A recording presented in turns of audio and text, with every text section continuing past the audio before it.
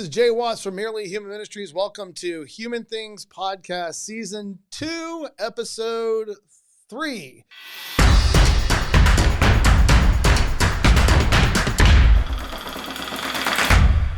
Welcome to Episode 3 of Season 2. We're going to be joined shortly, or whenever, by Dr. Jeffrey Bilbro.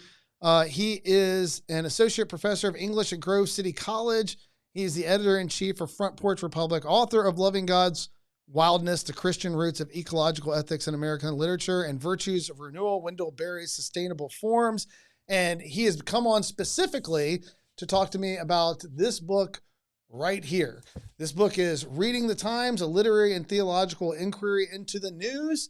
I will explain a little bit more in depth why I read the book, loved the book, wanted to talk to somebody about the book, and as I tell him later, as I've told him when I reached out to him, my first desire was to see if the author would be willing to talk to me about the book, and he was, and I'm grateful that he's come on. He has been generous with his time and willing to talk about this.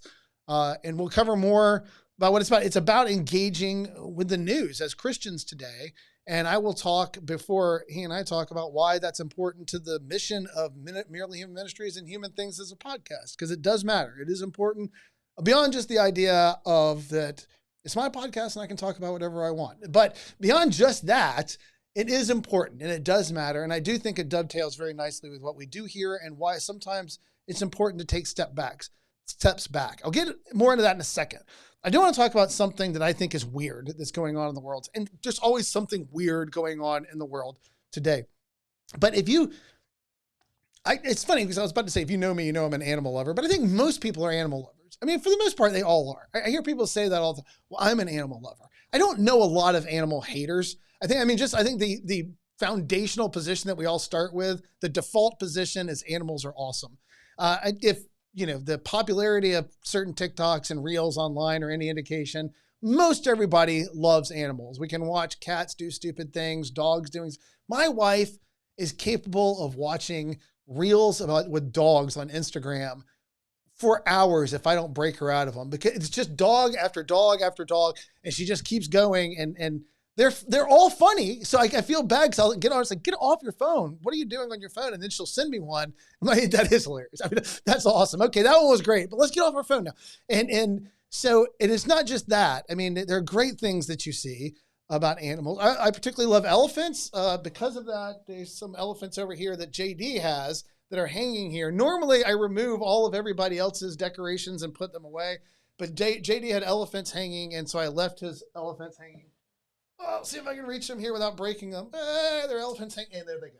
There they go. Well, now you get a better look at them. They're going to go down on the table now. So there are elephants hanging there. I love elephants. And one of my favorite things I've seen online recently is from that documentary. I don't know if you saw the elephant that hijacks the sugarcane truck. These elephants have learned where these sugarcane trucks are going to be passing by. And so rather than wandering around looking for sustenance, they just wait. And when the truck comes by, they step into the middle of the road, stop the truck, and then go and grab the sugarcane off the back that they want. And then they go off and eat. And they just wait.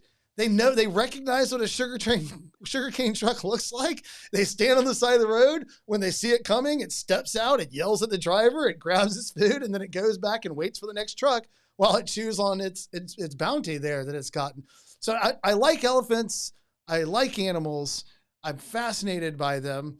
But one thing that I think is slightly alarming or just interesting, it depends on how you understand interpret what's happening. I don't know if y'all are aware of this, but there is a pod of orcas that are now attacking sailboats in the Straits of Gibraltar. They're messing with the rudders on sailboats, ripping them off, incapacitating them. Now, and not just, this is new. And I'll talk about in a second why I think this is so fascinating, because orcas, killer whales, are dolphins. But they're generational knowledge animals. And what I mean by that is that they pass behavior and from generation to generation. They learn from the generation that preceded them what to do. And then that stays within orcas family lines going forward. They're not the only animals that do this. Fascinating. I'm going to mention crows for a second. I know if my daughter listens to this, she's rolling her eyes right now. because I talk about crows all the time. She's like, my dad loves crows. Somebody told her the other day, it's like, your dad was talking about crows for like 30 minutes. And she said, Dad loves crows. He does that. And if you, by the way, if you don't read about crows and you don't understand why I love crows so much, you should go read about them, because crows are amazing. And first of all, they live pretty much around human beings. Everywhere human beings live, there are crows. That some breed. And the other thing about them is they're incredibly smart problem solvers. But this is why I love them. This is going to sound crazy. They not only like learn human beings' faces and dislike certain human beings, but they teach other crows to dislike those human beings. And I think that is the greatest thing that has ever happened in the animal kingdom. You can read things about crows. This is absolutely, everything I'm saying is absolutely true. Go do your own research. I'm not going to like find a bunch of links for you, but you can go find this. So researchers who were the first people to discover this face problem, because when they first started doing research on crows on university campuses and they would tag them, what they found was that the crows that they bothered would follow them around on campus and harass them.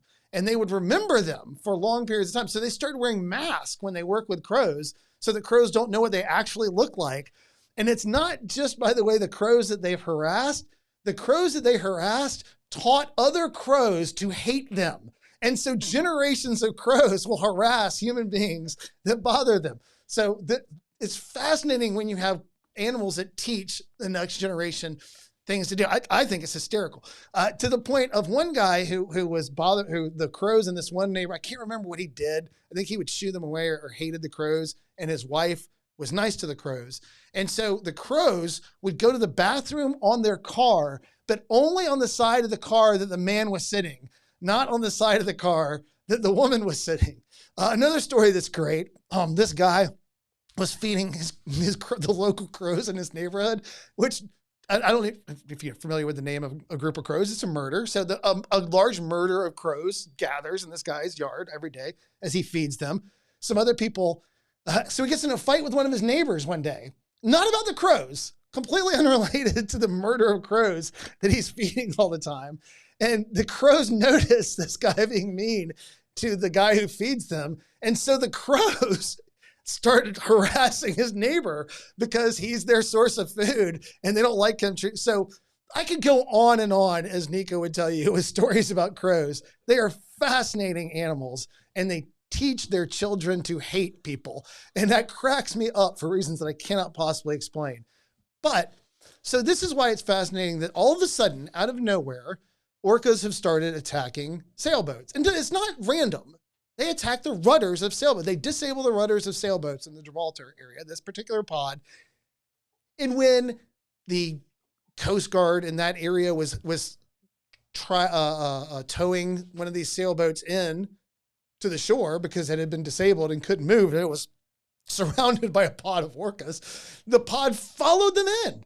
It was as if, and so we're trying to figure out why. Why have all of a sudden this pod of orcas started attacking? Because orcas aren't like this. They don't just start doing new things. Orcas are very disciplined animals. There's a reason why orcas don't attack human beings. We're not on their food list. And they have a list, a real list. And here's how we know that orcas teach generational knowledge, is because depending on what part of the ocean the particular group of or pods of orcas live in, and they're different families of groups of orcas, they have a different list. And they only eat off that list, which means those orcas are born. They're taught by the matriarchs or that lead the pods what this group eats, and that's all they'll ever eat. So if orcas don't eat you, and it doesn't mean an orca wouldn't do anything to you. I mean, I'm not saying go try to jump on their back and ride with them or anything.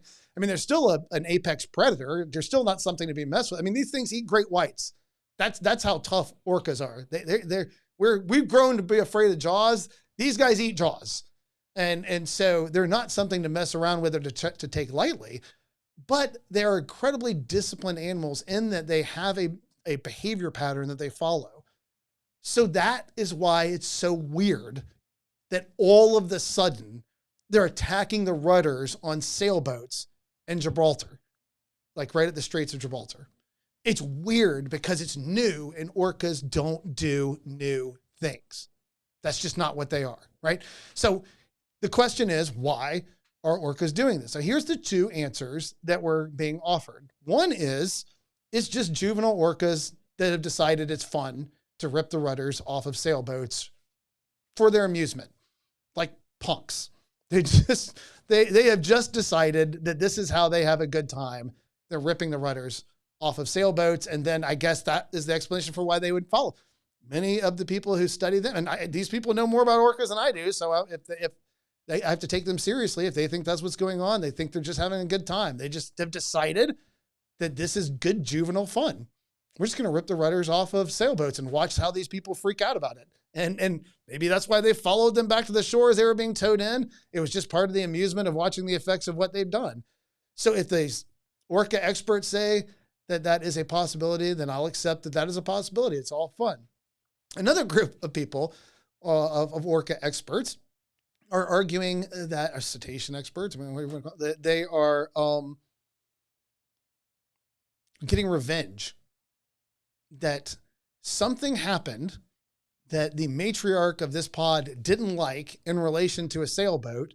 And now she has figured out how to disable the rudders of sailboats and is teaching other orcas to do that, to express their anger about something that happened in relation to orcas and the human beings in that area that are out there sailing.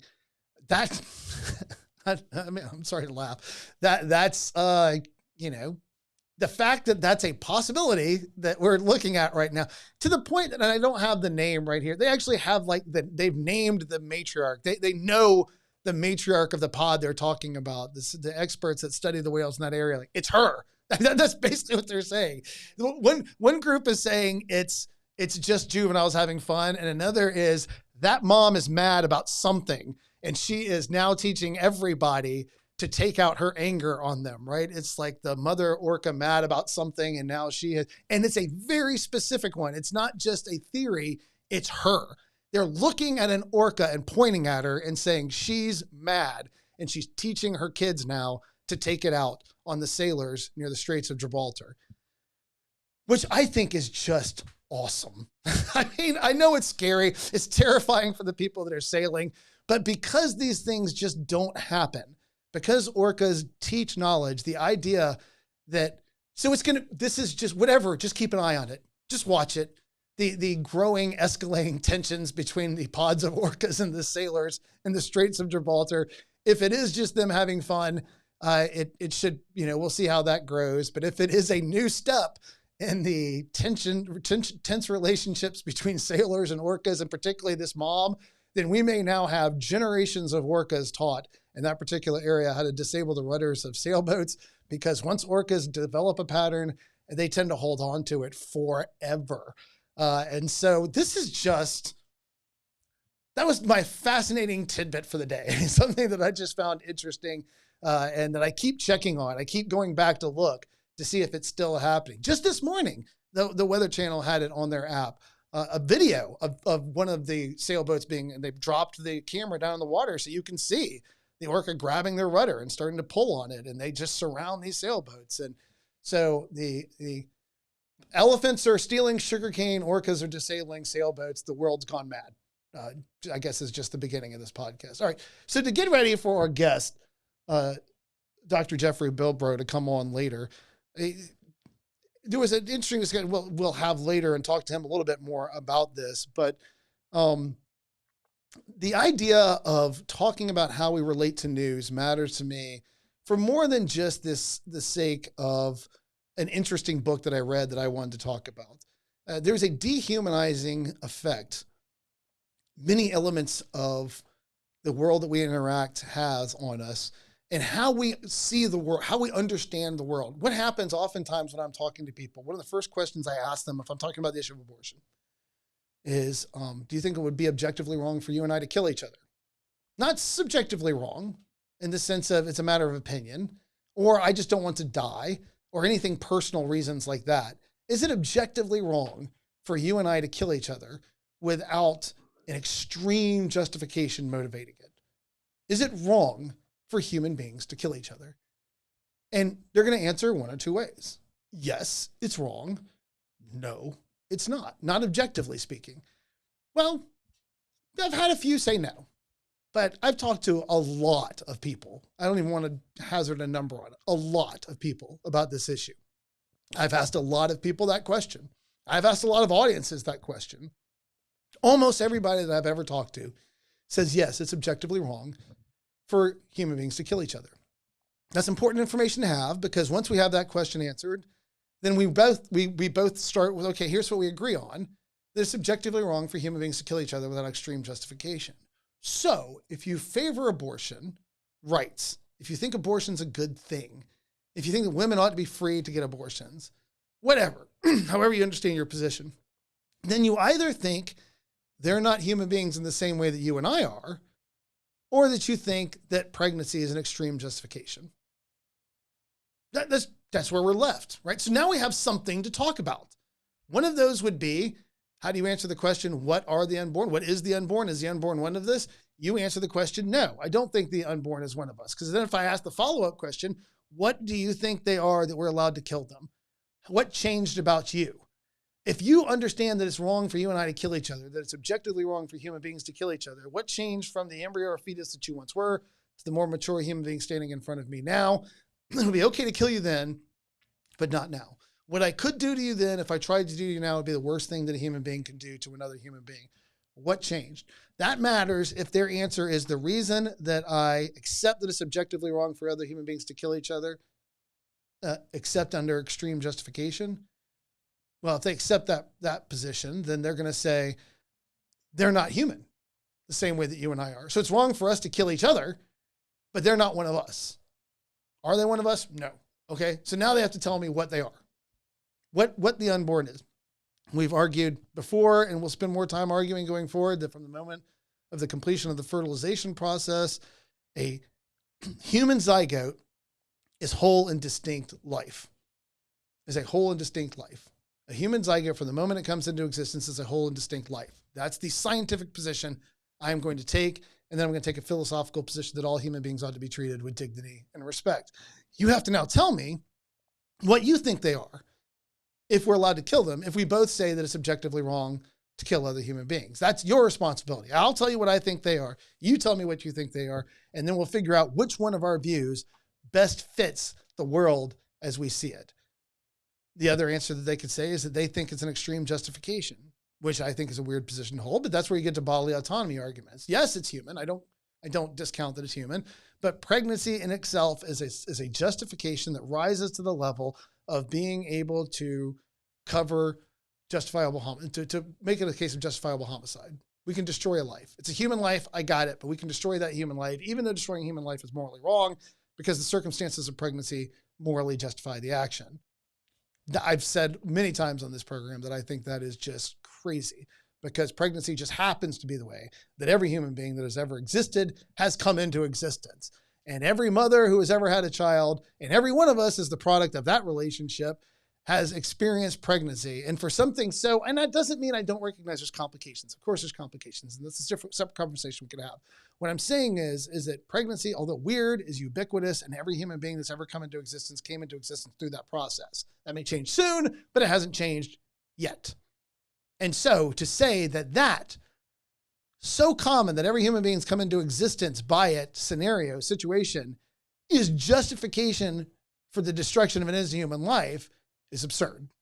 Now, I'm not saying that there's not a conversation to be had and that there aren't reasons that people hold that position. What I'm saying is, at the end of the day, it's not a great argument. And I'm not the only person that's saying that. I've mentioned multiple times in writing and on this show and other places, even pro-choice philosophers who defend the right of abortion ultimately sometimes come down to the view that bodily autonomy arguments just cannot get the job done. You cannot admit they're human and then say that pregnancy is a legitimate excuse to kill human beings. The bar for being able to kill other human beings is morally, philosophically, and legally high for a reason, because that standard must be high to protect us all, and just being pregnant doesn't get that done.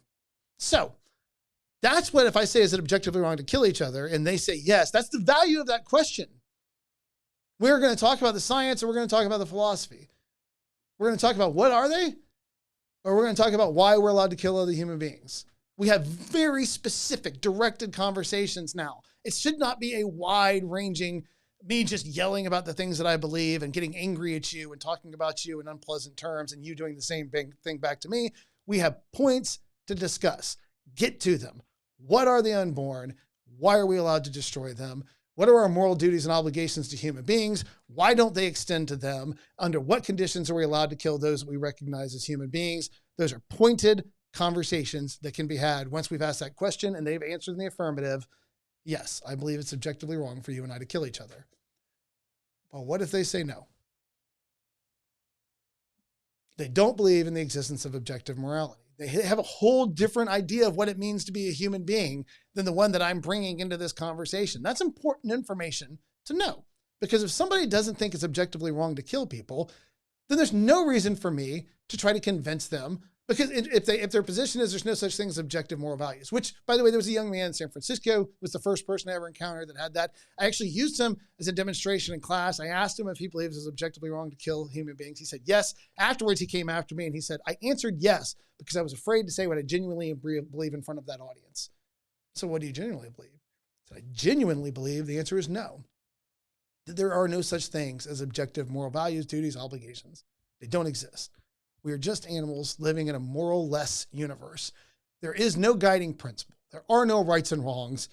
There is just us sorting things out in a Nietzschean sense. He didn't use that term, but for him, in a Nietzschean pursuit of power, who has dominance over the others. All these other things are illusions that are meant to help us to be able to, social contracts are the way that we establish how we operate. It's not because one is morally superior to another, but the things that will most provide an environment that will have the least bad things in it and the most good things in it. The best opportunity to flourish, the least opportunity for you to steal everything that I acquire over time, even though stealing it's not objectively wrong because those things don't exist. That's the world he's looking for. So here's the thing. If he doesn't think anything is morally wrong, it's crazy for me to try to convince him that abortion is morally wrong. It doesn't make any sense. How he understands what he is as a human being matters to how I'm going to be able to convince him of the right or wrong of an opinion of the position on abortion. I have to, if he thinks there's no such thing as objective moral values, we have to take a step back and say, what are you? Not what are they, the unborn, but what are you? What am I? What does it mean to be a human being?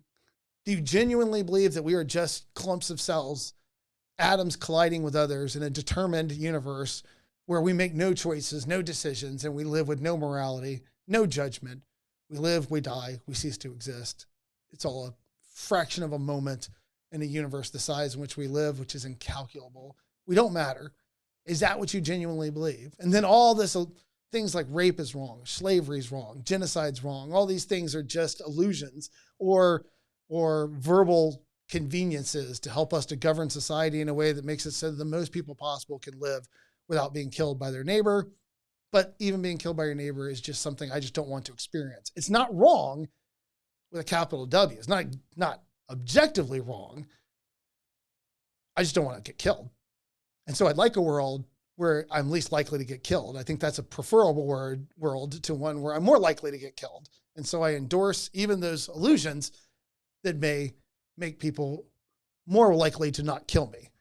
So if we're having that conversation, we have to have that worldview conversation. And that worldview conversation requires deep reflection on what it means to be a human being. And we should never try to convince somebody that doesn't believe in the existence of right and wrong that abortion's wrong because they don't accept that category of discussion at all. So we have to step back. And when we step back, now we have to look at what it means to be human. And we have to start asking our questions.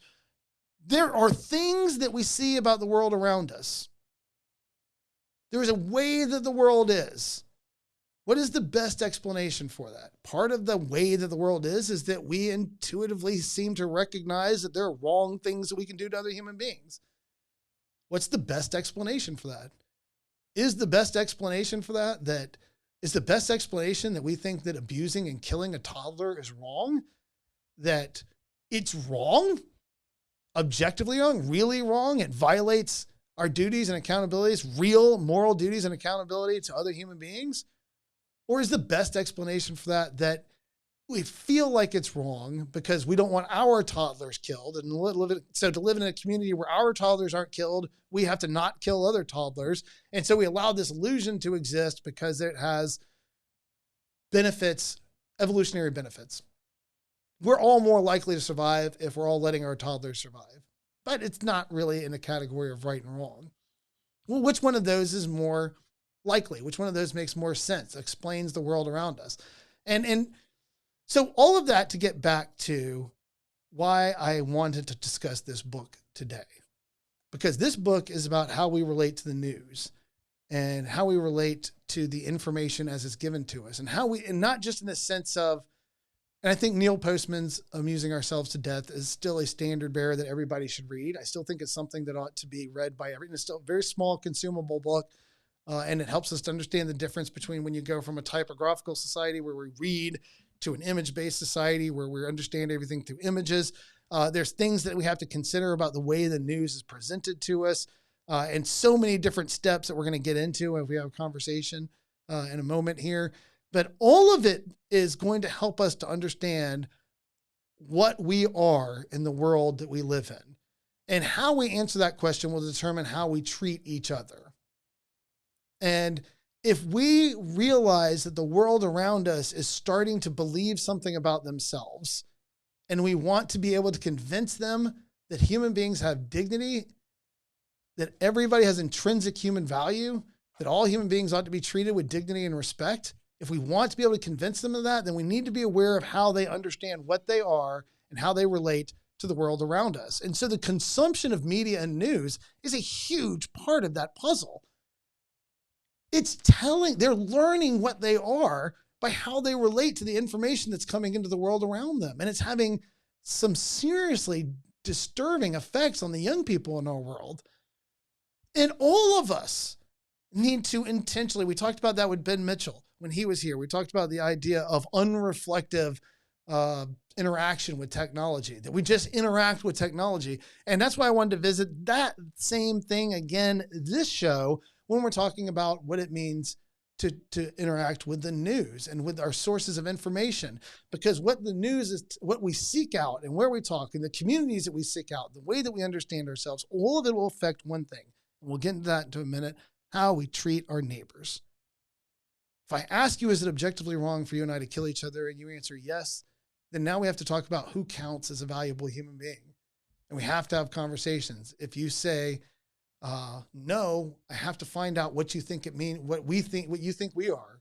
Not what is the unborn, but what are us? What are we? What are the human beings that we're encountering every day? So that I can get us back to a place where we can start talking about the way that we treat each other, hopefully help you to see that objectively speaking, these things, rights and wrongs exist. I remember talking to that young man in San Francisco and I asked him a series of questions.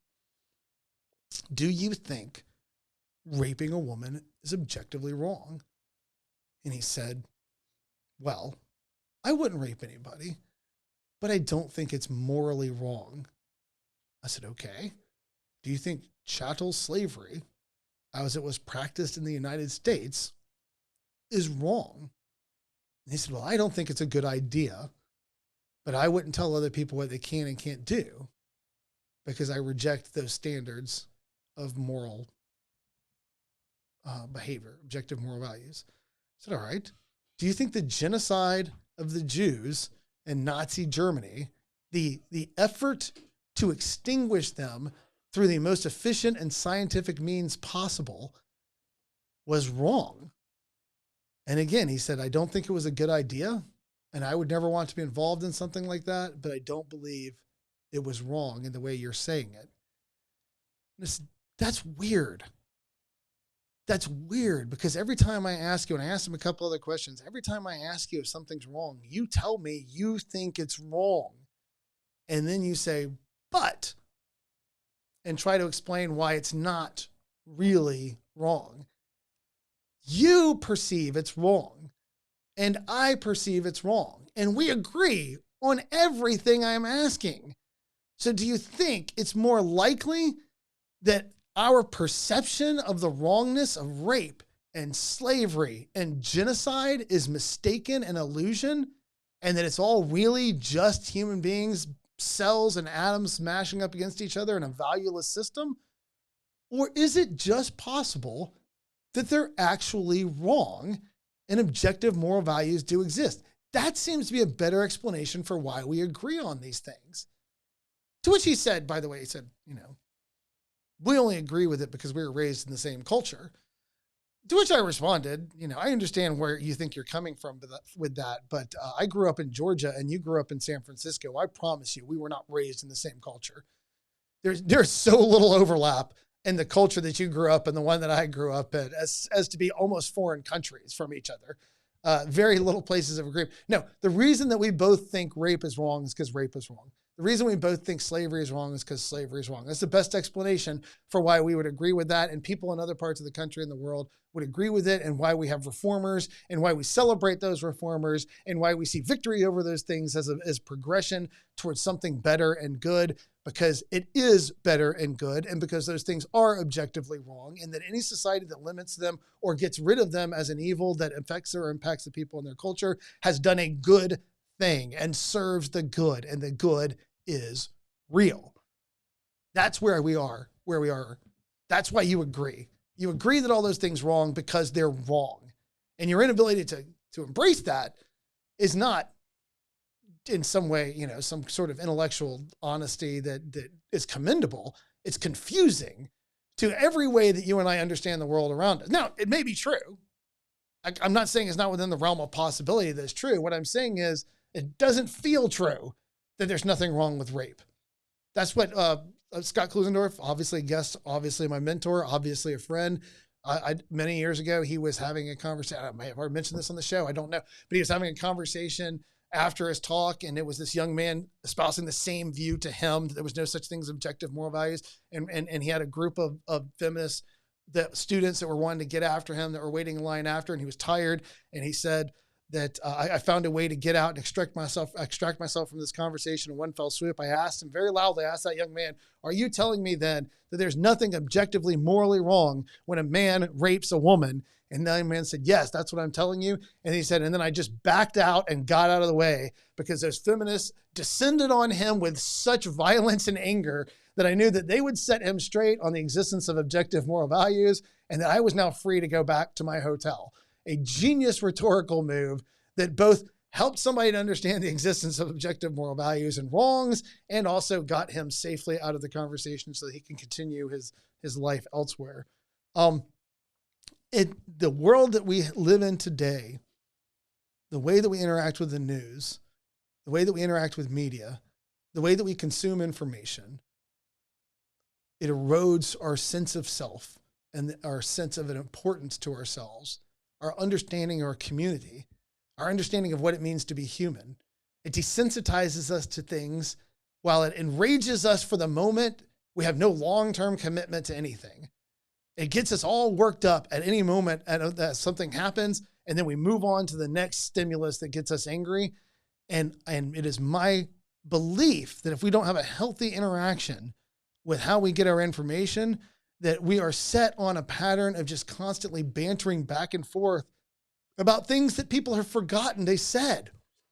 I'm angry with you because you said this, and I'm going to make a TikTok telling the world how angry I am with you that you said this. And the person that said this has already moved on to making other TikToks. And the only value in them having you pointing out that TikTok is hopefully you get audience for your TikTok so somebody else can get angry at you for what you said.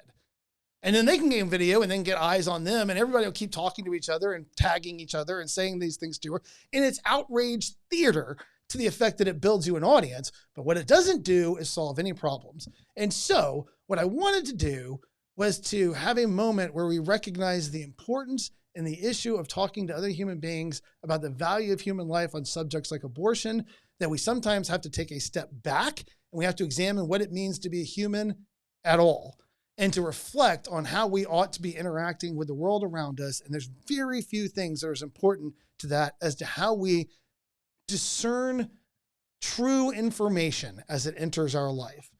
Because discerning the truth from a lie is very important for how we're able to build a community. And building a community requires an investment of time and effort towards building a strategy and a culture and a society that makes it possible for as many people as possible to flourish.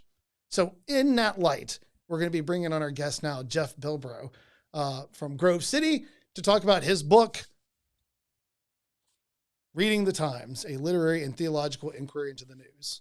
Dr. Jeffrey Bilbro is joining us. He is the author of Reading the Times, a Literary and Theological Inquiry into the News.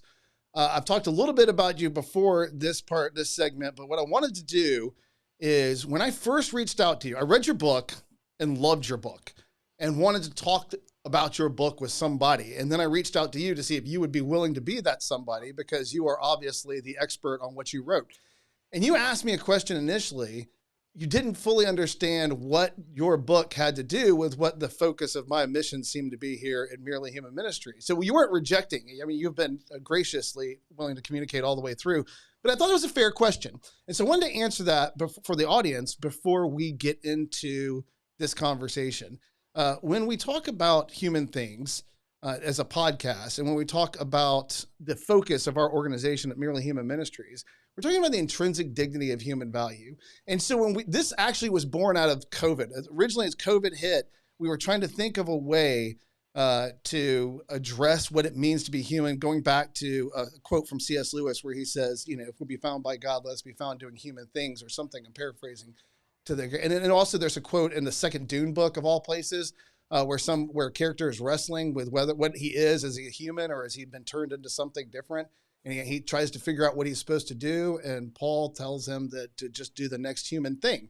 And so that term resonated when we tried to start this podcast back then. It just wasn't something we were enjoying doing. And so we rebooted it recently with a long form focus on bringing people in to talk about areas that they're experts in, and to try to make a place where we're able to create content that we just think is good to put out. I mean, that's our goal. We just want to put good things out there, good reflective material to answer maybe a space on the internet. And so when you asked, what does your writing this book have to do with what I do for a living, and I focus on the intrinsic dignity of human life, I realized the answer to that question is that human beings are dealing with a lot in this world today, and that there's very few things that they're dealing with how to wrestle with the information overload that is constantly coming to them. I mean, we live in an age where it's as if a fire hydrant of information is just being focused on every human being all at once. And I have been doing, in my own studies for years, you read the different studies where they talk about people today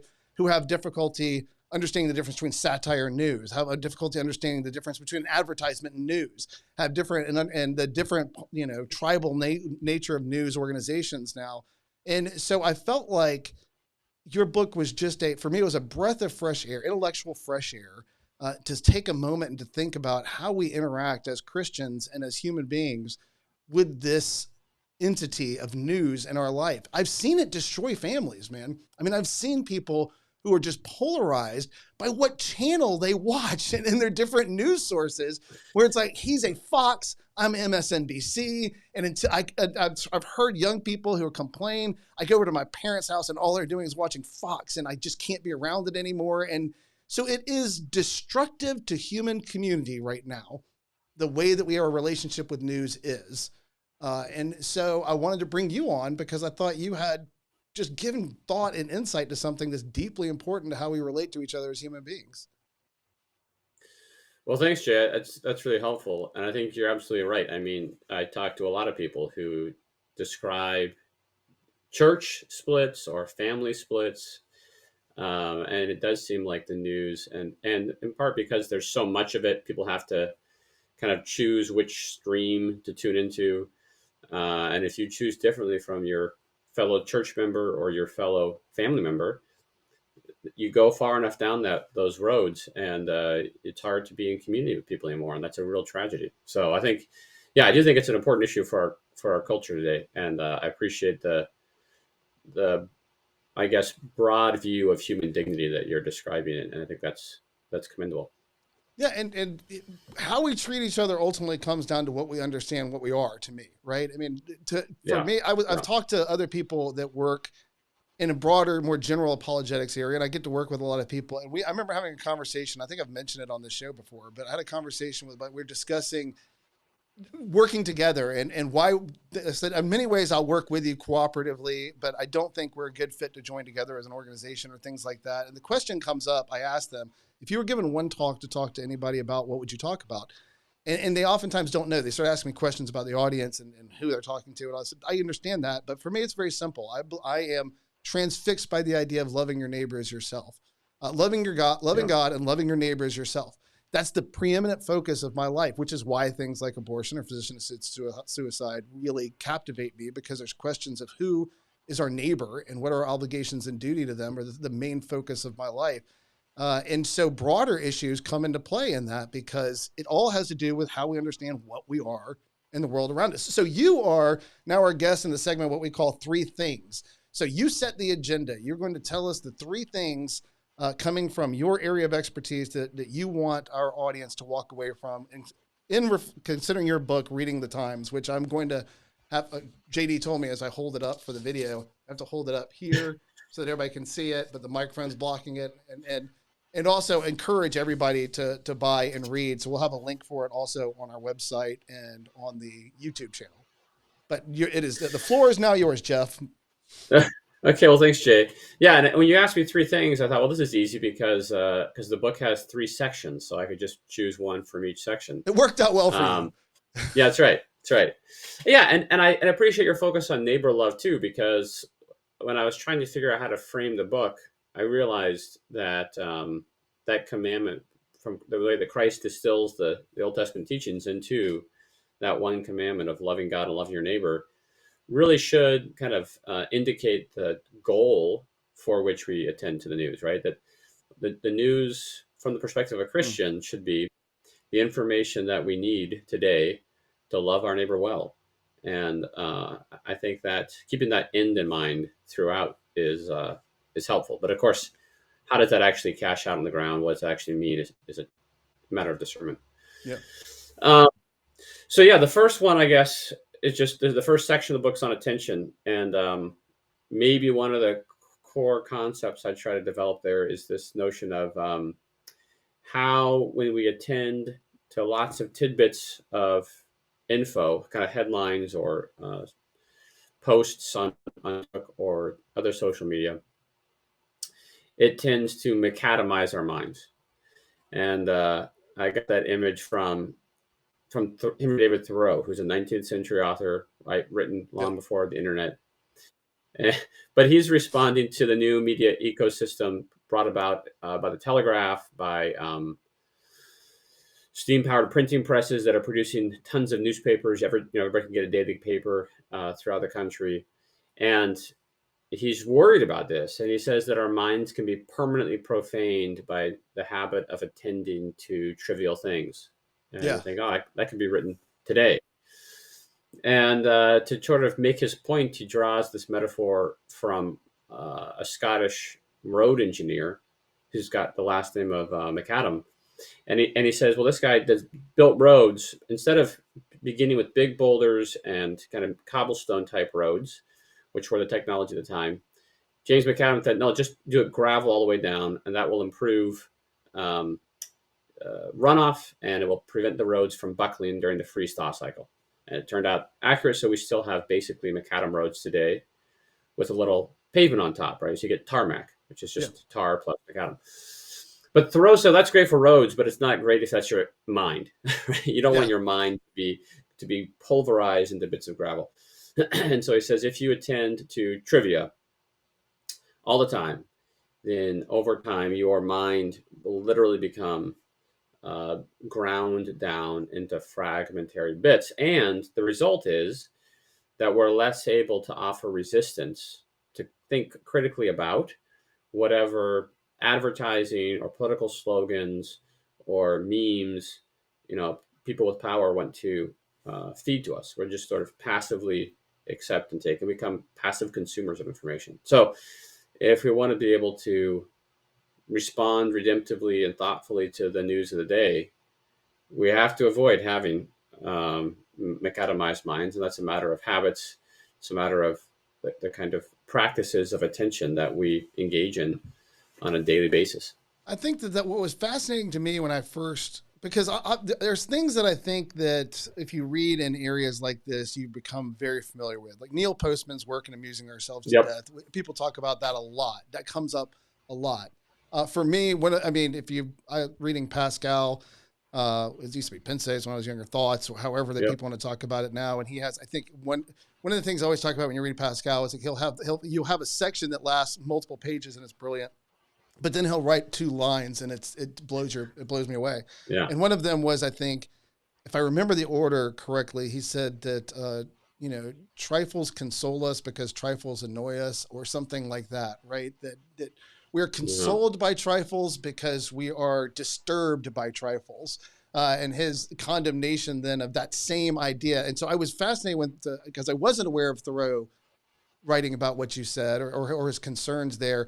And I want to go back to one of those points that you made earlier, or that you spoke on when you first started talking about it. Is it true that what we're saying here is that during Thoreau's time is where we move from more of a weekly news cycle to a daily news cycle? That part of what Thoreau, because I thought if I understood correctly, Thoreau was saying, I don't need to know the news every morning. I need to be focused on the world in which I live. And this daily news cycle that's being introduced to us is going to be disruptive to our relationship to our community. Yeah, that's right. And it also, I mean, if you think about it, the printing press that Ben Franklin and the other revolutionaries used is basically identical to the one that Gutenberg used. They hadn't really developed. And I think in the colonial days, there's something like 50 printing presses in America, and they're all publishing the same, they all reprint the same articles that have appeared. So you're getting a fairly limited diet of news, and it's all basically the same. Yeah. And then after the Industrial Revolution starts taking off in America in the early 19th century, you get improvements to the press. It becomes iron. They can use steam power. They get rotary presses. And so all of a sudden, it's much cheaper to print newspapers. And then there's also new paper technologies. So every political party starts their own press. Every little Christian denomination starts their own press. You have multiple papers in town, and the news goes from being a unifying thing, right? Everybody read the same newspaper that week and can type a story, to being a marker of your denominational or factional or ideological distinction. It becomes a fragmentine thing. And I think, we see clearly similar features in the news media today, where we all consume different sources because there's so much of it. And it keeps us worked up all the time, like you're talking about with Pascal's observation. But we're all worked up about different trifles. Yes. So there's so much of it, and it's so disparate that it has the result of fracturing us. And not even just different trifles, like we're irritated if you're not obsessed with what I'm obsessed with. At least that's what I find a lot, that it's not enough that you care about, that I care about this, but that if you're not caring about it, then it's somehow a judgment on your ability to evaluate the importance of different criteria. One of the things I think is fascinating is you said that this translates well into the same concerns we have today. Is recently I was listening to a Malcolm Gladwell podcast, and he was talking about a debate that he did, a monk debate that he did, where, if you're not familiar, the audience members are not familiar with monk debates. They're organized by an individual in Canada. What happens is there's one coming up or just happening right now on AI, where he has people come in and they represent a different view. And so as you go in, the audience is asked to vote on where they stand on that issue going in. And then after the debates, the exchange on the stage, you vote again. And the winner is whoever got more. So if there was a change of mind at all, then that person won. So for background here, Malcolm Gladwell was asked to talk during COVID and things that were when that was at its highest peak, whether or not mainstream media should be trusted. And he was, I can't remember his partner, but he was going against Douglas Murray and Matt Taibbi. And I thought anybody that's going against Douglas Murray in that format has just lost their mind. They don't understand what they're getting themselves into. But he shares that he had the worst defeat ever in the history of monk debates in that exchange there, and the numbers of people that went from being neutral to the issue to going over towards Matt Taibbi and Douglas Murray's side. But for the point of what I wanted to say here, There was an interesting point that Matt Tiabi talked about as we see the extension of Thoreau's concerns. He says, when Walter Cronkite, he says, let's look at the age of Cronkite as a newsman. He said, Cronkite came on and talked for an hour about national news. He talked to a room full of people who had diverse opinions that were all a family sitting there to watch the national news together, right? They would have gotten their local news before Cronkite came on, and now Cronkite comes on and he talks. And he said, and the whole family has to be in the room together if they're interested in watching it. And Cronkite has to speak in a way that will deliver the news to every person in the room. And to some degree or another, back then, there was some level of conjecture about what any particular newsman's viewpoint was politically, but it remained a mystery to some degree or another, because they felt some obligation or duty to project neutrality and to deliver the news to all the people that were in that room. That's how Matt Tiabi describes this. Everyone in the room together, listening to the same news, and maybe coming to different conclusions, but at least it's still a community experience in the news. And it was a brief experience. You were given the most important information over an hour period. And then you go to CNN, and then we go to the Gulf War, and then it becomes a 24-hour news cycle. And then it becomes this thing where news is aimed at tribes, right? That you're aiming specifically at different people. And Tiabi's point is the way that news is structured today is divisive by its nature. It's making its money by projecting very specific audiences to win that audience over. And I see that we were talking about Thoreau's initial concern. He's like, daily news is too much. And then Tiabi's saying going from nightly news to 24-hour news cycles is too much. And then we go from 24-hour news cycles to specific stations aimed at particular ideological groups.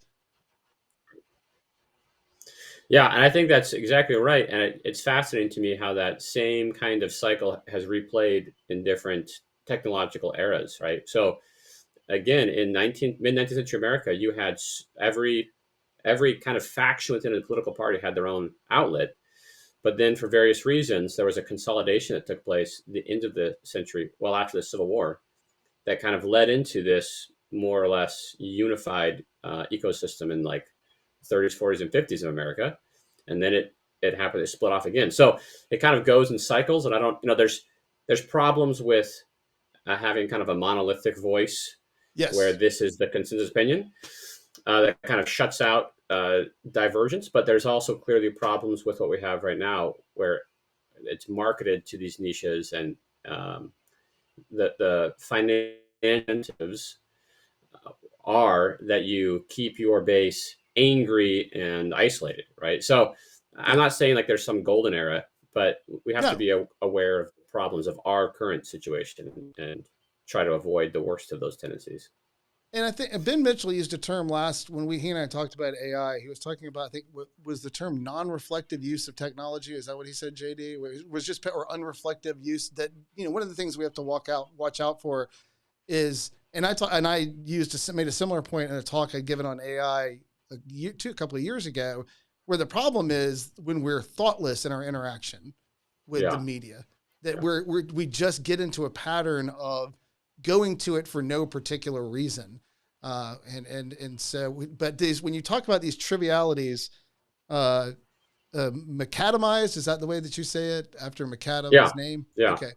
If we could talk just a second more, if you could parse out this idea of what it means to fracture our mind, to go from big boulders to small things. Because you do a great job of that in the book. Yeah. And if you have a second that you could paint that picture up for us. Yeah, I mean, maybe the best sort of contemporary description of this is a book like Nick Carr's The Shallows, but I think there's a lot of people who have written about this and have experienced this, where people say, I used to be able to read a book, and now I struggle to read a long form essay, right? I used to be able to attend to a complex idea over many hours or days. And now if it's not like amusing, if not getting a new hit every few seconds, I can't focus.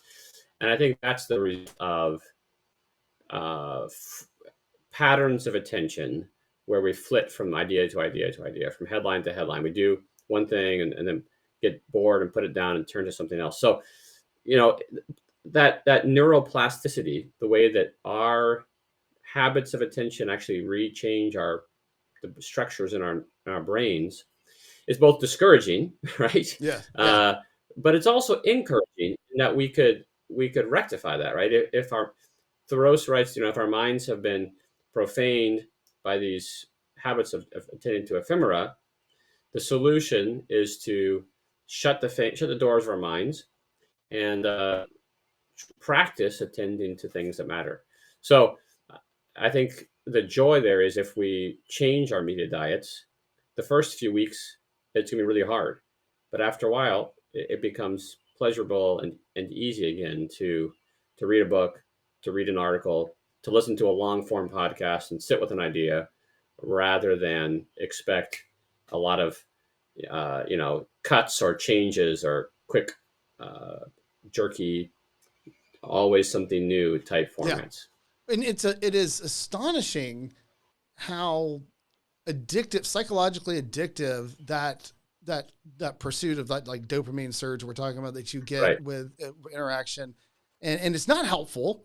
That one of the things that we discussed with AI and that you can read is that like in news organizations now use AI to evaluate the news that they've compiled and put into a database, and then it says stories like this went viral before with Right. headlines like this. And so it's Right. choosing the news to focus at people based not on whether it's something that's necessary to know. I love Neil Postman's description of it as non-actionable information, things that you can't do Yeah. anything about, that you cannot impact in any way. And yet at the same time, they're stressing you out and they're upsetting you and you're focusing your attention on it. And that with the news, but when I have our family had strict rules about how you're allowed. We never forbid our kids from using technology. I know some people do. I don't judge them, and we never were people who just let our kids just do whatever they wanted with technology. There, I probably do judge you a little bit if you're one of those people. But yeah, no judgment if you're really restrictive, but if you're overly permissive, you're going to get a little judgment from me. But one of the things that fascinated me in that was that if I told all of my kids, turn everything, no screens, no TV, no outside interaction. You're turning everything off for the next 5 hours in our house. It's just, we're going dark on all of that. After about 30 minutes of watching them wander around, like trying to figure out what they are again in this world, all of a sudden your house becomes like an 18th century house, right? Where people are breaking out cards and playing games and they're knitting. And it just gets really interesting how quickly they adapted and enjoyed themselves. And to the point that I remember when COVID hit, one of my children came to me and said, is it wrong that in the midst of all this that other people are struggling with, I have found that being able to shut out the world is good for me, right? That I feel like a weight has been lifted off of me to not have this constant need to interact with the world. And they said, can I cut it off even more? I said, yeah, you have my blessing on that. But it is amazing in my household how quickly my kids adapted. Yeah. They were miserable for a short time, and then they just found things to amuse themselves. And it could be something like one of those balls with a cup that you flip. I mean, it was always something silly that you wouldn't think is amusing now, but they just locked in on that because it was a way to entertain themselves. Yeah, I think that's right. And it's important that we remind ourselves that it's not irreversible. It's remarkably easy to kind of recover a sense of attention, a sense of our presence, the presence of others, and to engage those who are nearby rather than having our kind of rubbernecking about tragedies and train wrecks that are happening far away. Yeah, and that your point, Thoreau's point, Neil Postman's point, all of it goes back to community, right? It's the idea that Thoreau's concern was not just that it's too much information. It's that you have a world that you live in right in front of you. Yeah. And you have to be interacting. You have to be present in that world. Yeah. And this will take you away from that. It goes back to our obligation, our call to love our neighbors, right? If we're all worked up about kind of non-actionable distant drama, we'll be less capable of seeing our neighbors, much less responding redemptively to their real needs. And people can get so angry.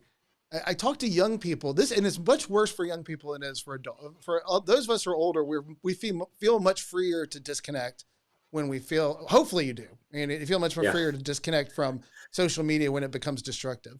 But I have talked to multiple young people who, when it became clear that they didn't share particular opinions, may have to do with abortion or an issue like that, with the number of their friends that were setting the agenda on social media, they became targets and attacked through these. And why, right? Like what? Because these people became motivated by people online. I've talked before about celebrities out there who go online, who try to activate the emotion of people through social media and are getting people activated and making them angry at other people and driving them to have hostile reactions over tidbits of news that really have nothing to do with the people that are getting angry with each other during the course of that day, right? The thing that happened is so distant and so not of the concern for the moment with those people, but these kids become targets for hate and anger and direct messages and online bullying because they're being told that they have to respond a certain way to something that's going on in the news.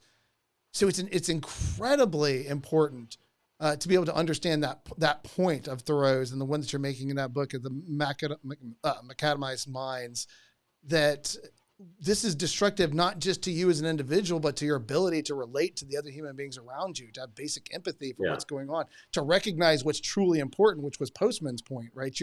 You are missing what's truly important right in front of you because you're so distracted by things you can do nothing about. Yeah, that's exactly right. And it's it's a temptation. I think I would hope that even young people, if they can muster up the courage to disconnect or to opt out of those kinds of destructive online communities, that they too would that they too would experience the rewards of focused attention to meaningful things and of genuine community with people who care about them, not just how many likes or followers their posts can garner. I had an interesting argument with my kids recently because they got frustrated at me becoming frustrated with how much they're reading books. Because they said for years you told us get offline and read books, and now we're reading books and you're yelling at us to and I'm not yelling, but they're saying I love the fact that that's where we are now, and that I'm having to ask you to stop reading the book and come and talk to your mom and I said, but so at least you're doing something.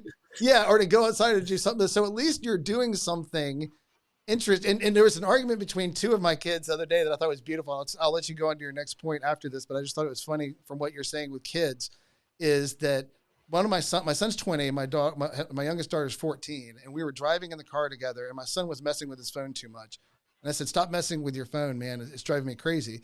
And he said, Nika is on her phone and you're not bothering her. And Nika from the back said, I just got done reading a book for 4 hours before I picked up my phone. I haven't seen you touch a book yet. And it was a great moment because my 20-year-old was done. He knew she had him, right? She said, I spent 4 hours in books and then I picked up my phone for a moment. You have been on your phone off and on that entire time. She's like, get your mind out of your phone, and then it will be acceptable for you to pick it up every once in a while. And I thought it was such a wonderful correction coming from my youngest to my oldest there. But yeah, go ahead. Now back to you for your next point. But that's great when siblings hold one another accountable, right? That's what we need. I think it's they just hear it better also coming from their peers. Yeah, it's also just my family is argumentative by nature. They're awful. They blame me. They just tear it. In my household, if you say anything even slightly wrong, you just have to wait for the onslaught of criticism to come that you've made a mistake. And if I say, what is y'all's problem? I say, every time something comes to my mouth, even just a little bit wrong, my heart just drops because here it comes. And they all respond back, you made us this way. I mean, whose fault do you think it is? This comes from you. Right, you must be correct. So I think there is some loving correction there. There's also some of just my family's nature of you will win. We will win this argument. That's great. Yeah, well, so the second section of the book then is about time, and I'll just sort of break this into 3 parts. This kind of idea of telling time as a Christian. So I start this off by thinking about the two Greek words for time, kairos and chronos. And maybe one way of naming our challenge today is to say that we inhabit almost exclusively chronos time, Mm, kind of consecutive, chronological, to where we get that word from, the clock time, yeah. sequential time. And so we're really, if you look at the newspaper or your social media feed or anything, those media are organized exclusively by the clock. What is present right now. So the only thing that links my friend's post about what he read that day, or somebody's outrage about what's going on across the world, or an advertisement, they're all current, right? Yeah. There's no other organizing principle. But for much of human history, people were locked into a different mode of time, kairos time, which is sort of dramatic time or cyclical time, the right moment to do something. I don't really know exactly what clock time it is today, but I know the sun is up, so it's time for breakfast, time to go to Yeah. work. Um, and there's kind of sort of cyclical. That's why for most of human history, there wasn't BC or AD. There was, well, this is the 16th year of this king. And I don't really know what your year is, because you have a different king, so we can't really compare times. But maybe over there they keep track. This is the third year after the big flood or something. But there's not like a universal standard time that everything can be linked to. And the Christian view really tries to hold both of those in tension. That that Christ, says Christ enters into human history. He comes in a particular moment in clock time and chronos time, and yet he says repeatedly when people ask him what he's up to, my hour is not yet come, my hour is not yet Yeah. come, until his hour does come. And those are always kairos, right? It's like the moment is right for me to do this act. And in light of that kairos drama that Christ participates in, um, the way that we value earthly events is radically upended, right? Instead of just valuing kings or big events, the people that seem to mediate between the hoi polloi, the common people, and the gods, we value every individual person and uh, their daily concerns. So um, I think a lot of people, I draw on Eric Auerbach or Dante or these other kind of Christian uh, imaginative people who try to reckon with the implications of the incarnation, that this changes the way we tell time, because now we have to um, care about how Peter, this Galilean fisherman, right? What's he up to?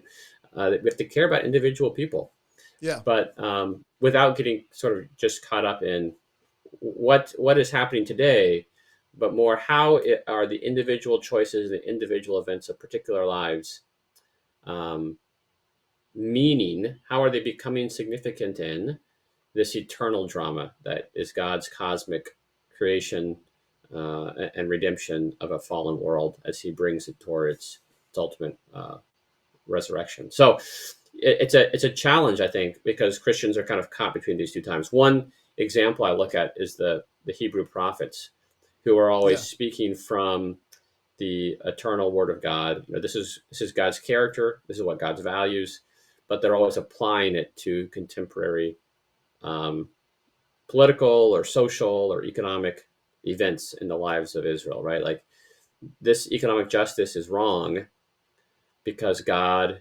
character is to care for the poor, or these political rulers are evil because they violate God's sense of justice. So I think the prophets are a good example of kind of inhabiting that tension between God's kairos ongoing drama of redemption and the particular everyday concerns that we find ourselves present in.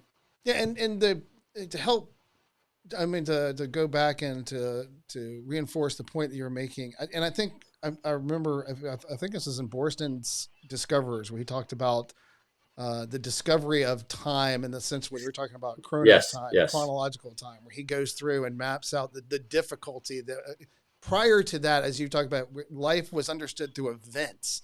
Yeah. The seasons and the day, Right. and even the way that it's difficult, I think, for people who haven't, because we're so steeped in Chronos time. We're so steeped in a chronological understanding of how the world, it just is reflexively the way we see things. You see it play itself out in how we try to understand even scripture. As you mentioned, the hour has not yet come, or as people try to wrestle with this idea of there being a time when Jesus will wrap things up and will come back. Well, people get obsessed with, let's find a date. Like, Right. let's Right. find, we're heading towards a date. It has to be on a schedule somewhere, right? Because we understand everything in full unfolding as a series of events in a proper order, and they're working themselves towards a goal.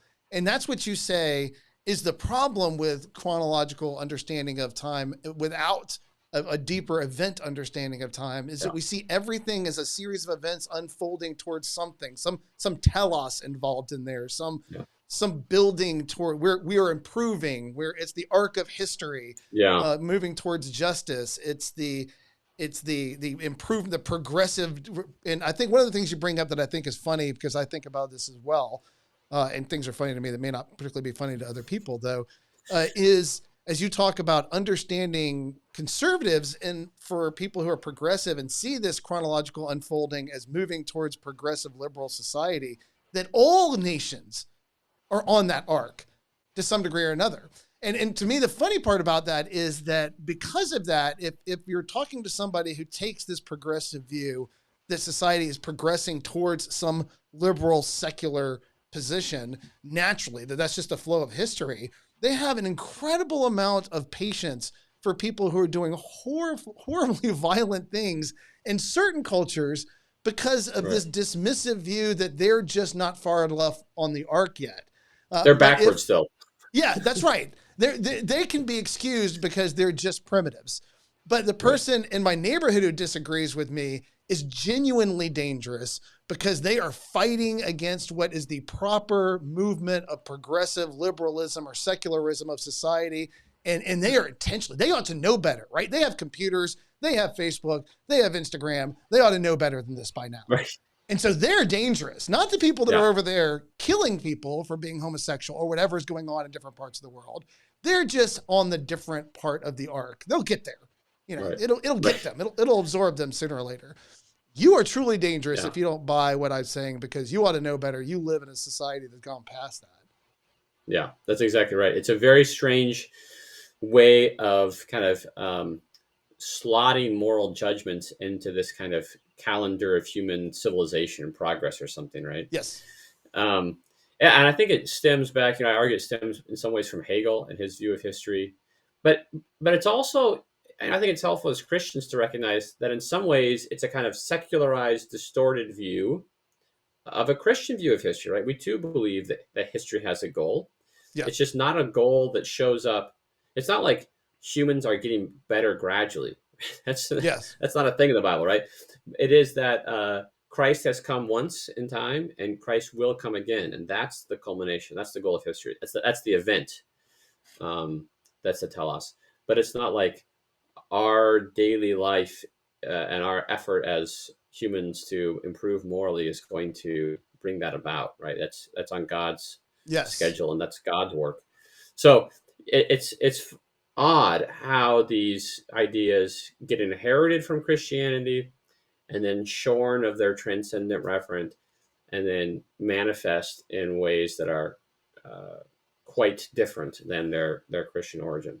Yeah, you see that a lot. I know Tom Holland's book Dominion, there's some issues in there, but I think there's his major point there of, look, you and he's not the only one to write about this, but that's probably just the most popular version I've read of it, where he says basically Christians have had this positive impact on the flow of justice and history that the people who are highly critical of the Christian belief love. Like they love that justice has been added, all those good elements. It's just they desire deeply to be able to disconnect the reason that those things were introduced ultimately into the flow of history from the flow that they like, right? They like the flow.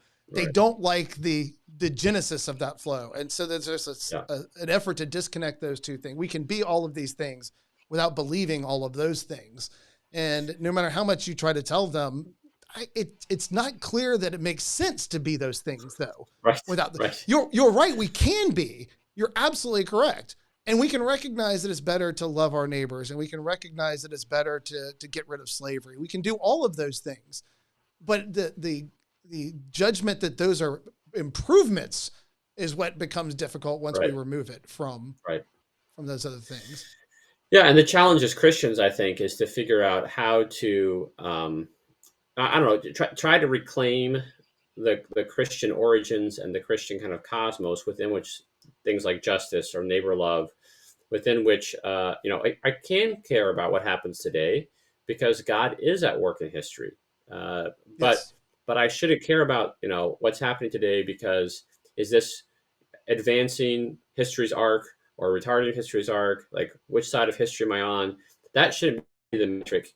It should be, how is God's kingdom breaking into the world? How is the Yeah. city of God uh, at hand today? So it's just challenging, I think, as Christians to like resist some of the secularized inheritances, I guess, of the Christendom, and not throw the baby out with the bathwater, but actually try to recover the Christian significance of why I care about what's happening right now. And the event, I think the idea of understanding the world through events, it does. I notice when I get to talk to a lot of college students, and when I talk to them, we talk about the way that the Bible is written. So understand, like for the way Luke as a historian operates, right? Luke tries to give you details that you can match up to what he's telling you all around those Right. things. It's not chronological time. But in understanding the stories that are given, the way that they're given, there's not an obsession of everything unfolding in a repeatable way. So that Right. if I tell this story every time, this has to happen first, this has to happen second, this has to happen third. That's just not the way they thought about things. It would have been alien Exactly. to them for you to have been obsessed about that kind of a detail.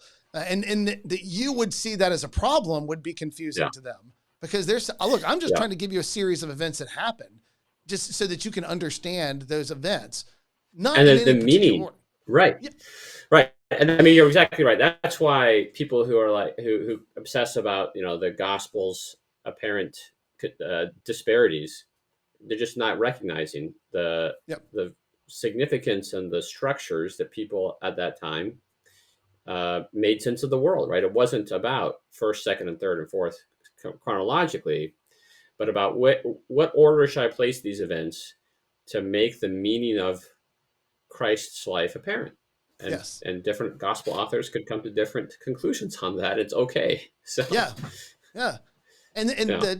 you talk about, I think it's interesting because you talk about who you think recently in modern political history or the most famous person who embodied this view of chronological time or spoke the most in it to the most impact was President Obama.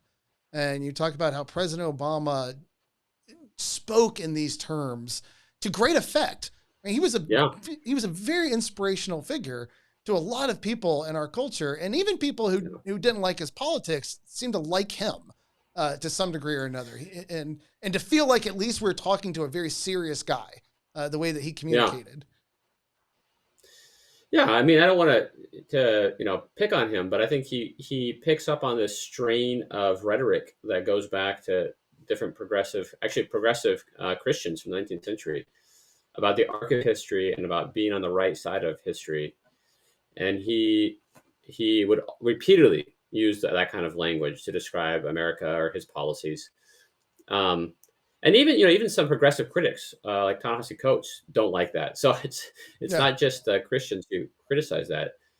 Maybe though we have different reasons, I suppose, for criticizing that. But I think Christians should be very wary of thinking that history is some kind of that just human secular history is a meaning-bearing transcript that we can read, and that it's going somewhere, right? I Yes. think if human history takes on meaning to the extent that it is marked by these events of God's handiwork, right? That God creates, that God, of course, the incarnation, God's coming again, and His works in the interim. That's where the meaning arises, and you can't Yes. understand the significance of history without God's hand involved in it. And C.S. So, Lewis and warned this about this goes that back too. to what you said earlier. Go ahead. Go ahead. Sorry. Yeah, that's right. I was going to say this goes back to what you said earlier about the kind of smug judgment, I suppose, of those who are on the wrong side of history that are close at hand, and the kind of a condescending past to people at other parts of the world, maybe who are Yeah. deemed less developed, and therefore they get a pass. So I think, yeah, it's not a healthy way of trying to make sense of the news of the day. And yeah, I love condescending. It is. I mean, ultimately, it's not that they like those people or favor those people. It's that they think of them as children, right? Yeah, That can't control themselves because they haven't been blessed yet with. And that's one of the things is that at root of that view is that if we could just introduce those backwards people to the beauty of this society, that they would naturally gravitate towards the arc of history and join us right. within this flow towards this greater place of what it means to be human beings. I do think one of the things that there's a couple of things that I've kind of flaked on what I was going to ask a second ago, or I was going to say, but one thing I was thinking about earlier is I've seen a lot of people struggling to try to make sense sometimes of the phenomenon of Jordan Peterson over the last few years. And they struggle to figure out why this guy has had the impact that he's had. And if you listen to his messages, I mean, he's a master at just wandering all over the place when he talks. But every once in a while, he says something that's really, really interesting. And one of the things I remember him hitting as a psychologist, as he points out a lot, as a clinical psychologist, is both the idea of, I think that chronological view takes away is the idea that things can go horribly wrong, right? That human beings, as you said, we're not progressing and getting better all the time. And so we miss how the evil we're capable of guarding ourselves against that. Like Solzhenitsyn's line about the line between our hearts, right? The Right, battle between good and evil goes directly through the heart of every human being. right, And if we believe ourselves to be some apex being that has now, we are at the moral peak, and it's only going to get better. It's just going to keep getting better. right. But we're at the moral peak right now. We are far better than everybody that came before us, those backwards idiots that believed all these awful things. And we are representative of the culmination of human progression up to this point. And that's what I think one of the reasons that sometimes Peterson does resonate with people, because he'll say things like, no, we are capable of deeply dark things at any moment. Yeah, I mean, a series of events could happen that'll turn you into a dark place. And at the same time, we're capable of great things and enduring and suffering and coming yeah, out better and having a forward-looking view of trying to be a better human being. But he centers all of that, obviously as a Jungian, on your identity as an individual and how you can progress towards some greater person of yourself, some version of yourself, or you can continue to wallow in a bad version of yourself, and you can turn either way. And I think C.S. Lewis, that was the point I was making earlier, that when C.S. Lewis warns about this, he says, to understand regression is bad by nature is to miss the fact that sometimes going back is a corrective move, right? That yeah, things progressed in a bad way. And so right, there are points where we have to look at where things are going. If we see progression as always the nature of things and history moving in a direction, then we necessarily start to look at the past with suspicion and yeah, judgment in all things in it, because by nature of existing in the past, it's less than we are today. And he yeah, says, that's nonsense. Sometimes we look to the past and we say, not everything we did back then was good, obviously, but we were right on this. And it makes more sense to go to the past and retrieve it, because it's not about this progression that is the arc of history, but it's about, for him and for us, growing closer to Christ, having yeah, hopefully a society that's more reflective of his grace and mercy and justice and all of those things. yeah, They maximizing the ability to love our neighbor in a society that flourishes under those conditions. And if the past was better at it in some way than today is, then we need to attend to today by fixing it, by going back and doing some things that we did in the past, and not understanding that progression, or understanding progression as good by nature, by the way that it does things, it puts us at risk of abandoning some very important things that we should be making intentional efforts to continue. The Jewish tradition is much stronger about that than we are, right? yeah, The Jewish tradition is to mark days and to remember God's work and to remind every generation that comes after the things that have happened, because those things resonate throughout every generation that is to come. And the chronological view just abandons all that altogether. Yeah, that's exactly right. But I think, Christians have that possibility of recovery in a kind of liturgical calendar recognition that our lives should be marked by the advent, the incarnation of Christ, by the passion of Christ, the resurrection of Christ, by Pentecost, the Holy Spirit's presence. And if each year we kind of move through that drama, maybe it's then that gives us the sense of identity, right? That's those events define who we are, and that's the moral center of our lives. Not, are we getting better or worse? Yeah. Do we have But you're right, principles that are more important than us right. as individuals? Yeah. Go ahead. Right. I'm sorry. No, I was going to say, but the Jewish tradition has that great cycle of feasts that does so well at teaching and inscribing that identity upon a community. And central to their identity of their community, right? That you have to remember These who are the you events. are. Yes. Yeah. These events are what formed us as a people, and they never should leave us. They just because they happened long ago doesn't mean that they're not still important to how we understand.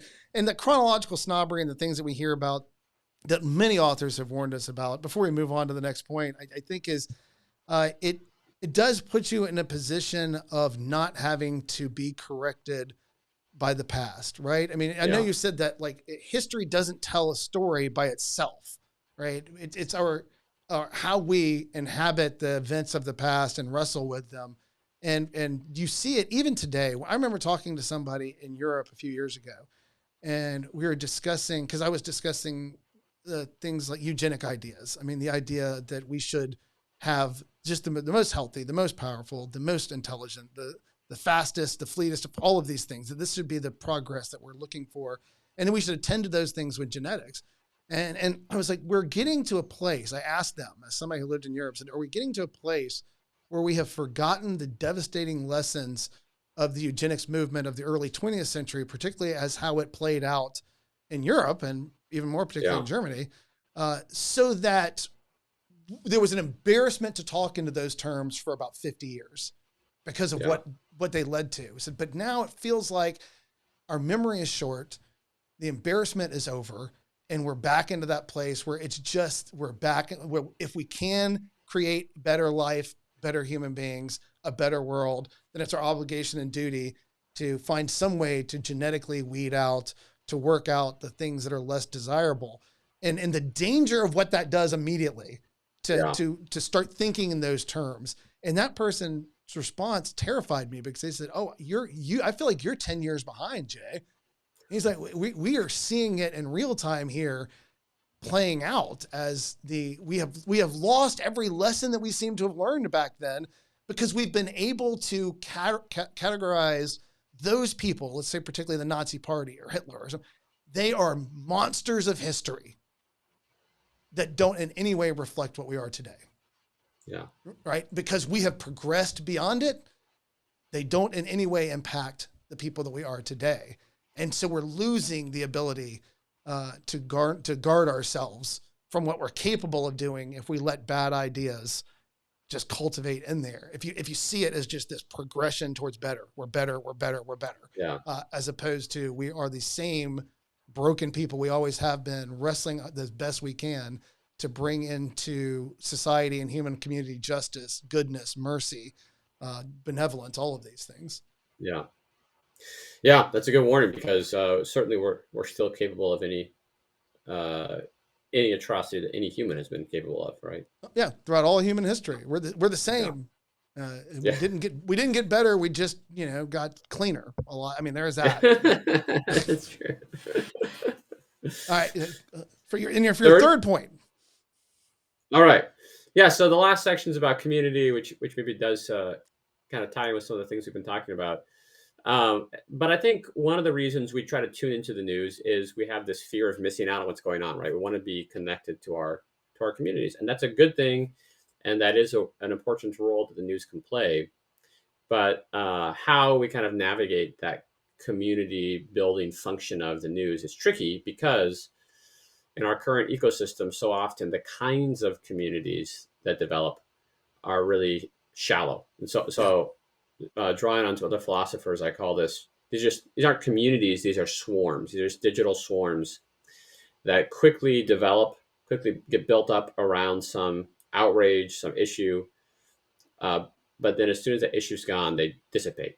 And the next, so you always have to be finding some locus to draw the community around, or it vanishes again. They're very fleeting.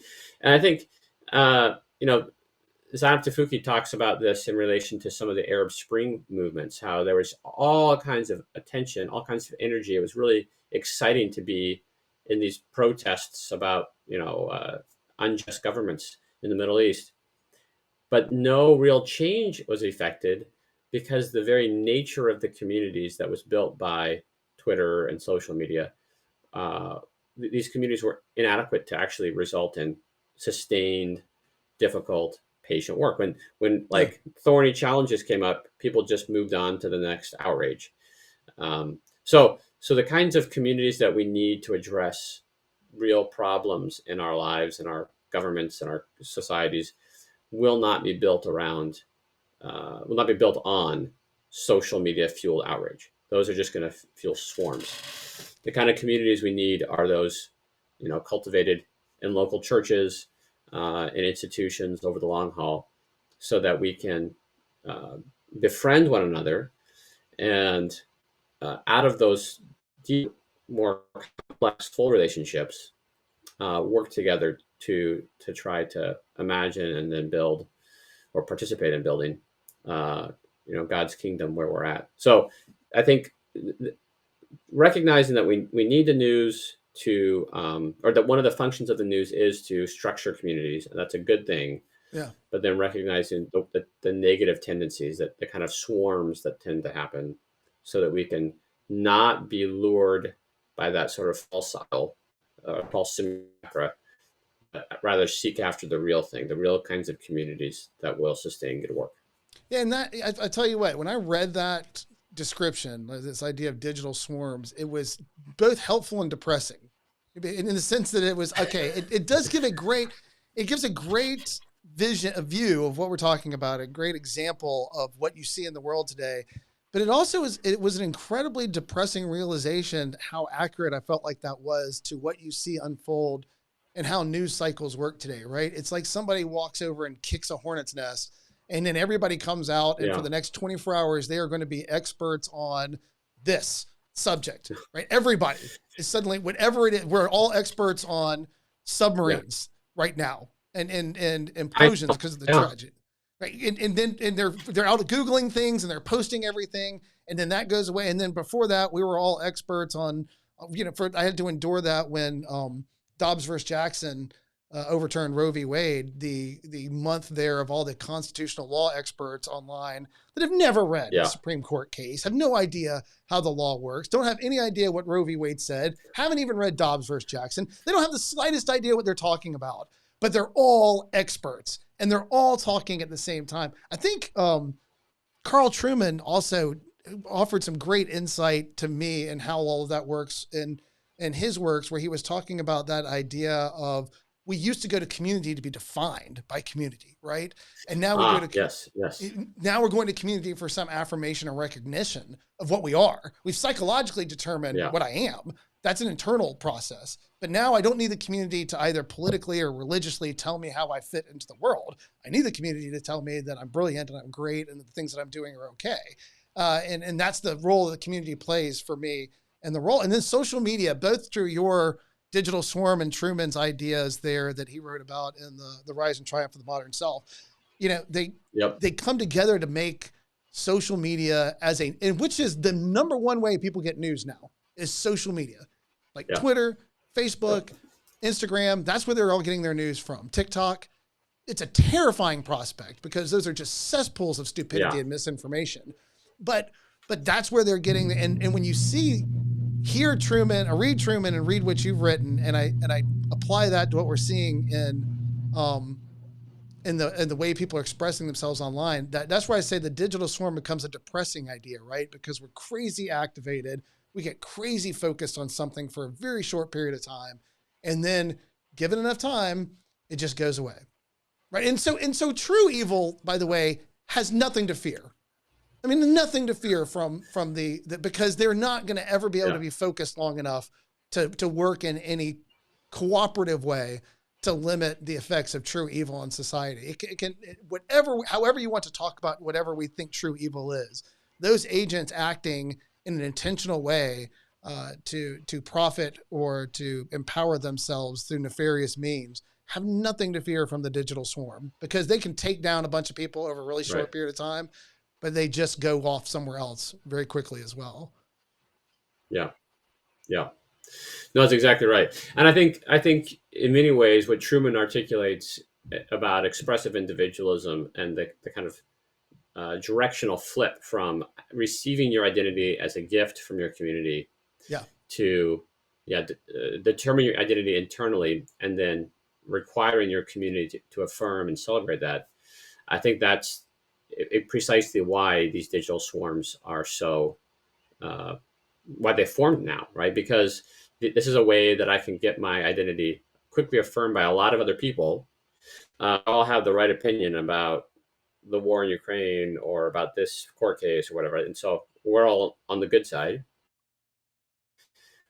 There's no accountability. There's no kind of formation that occurs. And so once that event that brought us together has been forgotten, we can all move on, and we don't have to deal with any kind of, now what do I do? What are the implications? What are my obligations? What are my responsibilities? We don't have to deal with that. And if you care about that world, it can become dangerous to you, right? I mean, if you live in that world, and because they do exert some power. There was a friend of mine many years ago who was ultimately destroyed by this sort of thing, this online. I mean, he genuinely, he was destroyed by it. And he lived to, part of what he did. He was a great guy, but he kind of poked fun at it a little bit. And I remember he and I having a conversation one night when we got together, and he was throwing terms around, dismissive terms of the power of this swarm, right? And I warned him at the time. I said, I'm very uncomfortable because I don't respect it. I agree with you. I don't respect it. But you seem to think of it as less dangerous than it is. And to me, it represents a real danger to other human beings. Swarms are dangerous because they indiscriminately attack whatever's closest to them, right? I mean, I could walk up, I could kick off a hive, and then if I got farther away than somebody closer, before that hive will attack whoever is closest to them, right? And so the danger of the digital swarm is whereas a community is thoughtful and reflective, hopefully, and they work together to identify problems and to find solutions in the best sense of what we can be as human beings. We should work cooperatively in a coordinated effort to identify the areas in our society that are most important for us to deal with, and then to deal with them in a way that helps all people. One of the things, and this is going a little bit farther afield, but one of the things I had a conversation with a local Democratic journalist many years ago here in the Atlanta area. When he had written something, I contacted him because he was just ripping on what he called gridlock in Congress. And I called him up and I said, look, man, I get where you're coming from, but did you ever occur to you that gridlock is the point? We're not supposed to be able to rewrite the laws of the United States on whims of people every 5 minutes. It's supposed to be a process where we find the most important things that matter to everybody, and then we can address them. And if you have something that you think is important, you have the responsibility and duty to go to your community and convince them that it's important so that we can work together to get those things done. It should never operate so that we can just whole cloth change everything all the time based on the momentary whims of where the culture is. It should always be something that's hard to do because that requires agreement. That requires us to say, we all think this is important, so we're all going to focus on changing that thing. Whereas the digital swarm attacks indiscriminately and aggressively and destroys its target. And before it's done swarming, it's done damage. And then by the time it dies, there's no reflection on how it happened, on what we could do to stop it going forward, because you can't. Because it's just this, as you talk about, we've ceased to be parts of a community. We've become atomized. We've become individuals within it. And we're no longer working cooperatively. We're joining a an online swarm that gets worked up and crazy when something happens, and we just start lashing out in directions, whether we're lashing out at the people who are saying X and I believe Y, or whether we're just all angry about something that happened and we want to take down something. The danger in it, or it's a mistake to underestimate its danger, to just see the curiosity of it, and to dismiss it as intellectually bereft of anything, but and not to see it's also dangerous. It's dangerous because it's destructive to community, because it develops a pattern of get activated, destroy anything close to you, and then go dormant again until the next thing gets us going. And there's no way that can survive as a society. Yeah. Yeah, because it can do real damage to its targets, but it also is doing real damage to the people who are part of those swarms, right? Yes. They are learning to not seek out real human communities because they're being satisfied with a kind of false substitute. Yes. So they are, as individuals, suffering drastically as well. Yeah, I think the challenge then is finding, this is where sometimes I suppose my book is not very revolutionary, right? I mean, I think the solution is like robust, healthy local churches, where people are belong, where there's discipleship that takes place, where they feel a sense of like this is where my identity is coming from, and that is formative, right? That changes Yeah. who you are as a person, as an individual, and then hopefully it becomes a kind of institutional types of communities to address the needs that God is calling you to engage in, right? That we're not all called to respond to the same needs. The body of Christ has many members, but what communities is God calling you to participate in, and what issues is He calling you to respond to, and then do those well rather than getting out. We're not all called to respond to the same needs. The body of Christ has many members, but what communities is God calling you to participate in, and what issues is He calling you to respond to, and then do those well rather than getting outraged by everything that is coming down the social media stream. Bowl, like as you mentioned, bowl in leagues, not alone, right?